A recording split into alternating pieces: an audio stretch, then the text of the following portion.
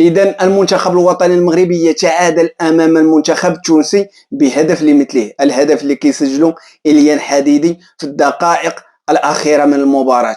الهدف اللي شفنا فيه منتخب مازال ملحقش لهذيك الذروة أو هذاك المستوى اللي حنايا باغيين نشوفوه عليه المنتخب، مازال ما وصلش لذاك المستوى، خصوصا في البروميير ميطا كان بزاف ديال الديشي، كانوا بزاف ديال التمريرات خاطئا. اللهم ابراهيم الرباش كيحاول يبدع.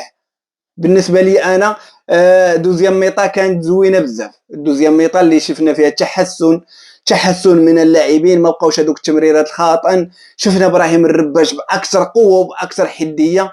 إليان حديدي كنشوفوه كيسجل الهدف اللي هو هدف مهم وغيخلينا نكونوا ونقدروا ننافسوا على الصداره ديال المجموعه. يعني مباراه في المجمل مباراه تقييم جيد باش نكونوا واقعيين.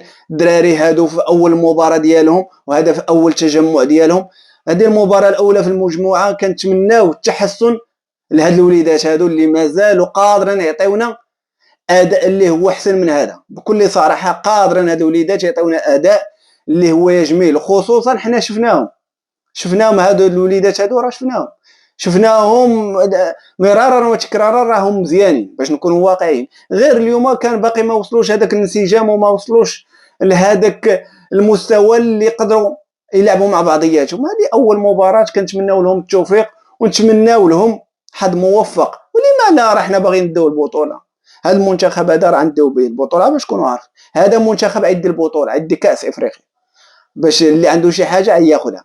هذا المنتخب هذا وبقاو عاقلين على هذه الهضره، عندي كاس افريقيا اللي مقامه في المغرب. وتحياتي.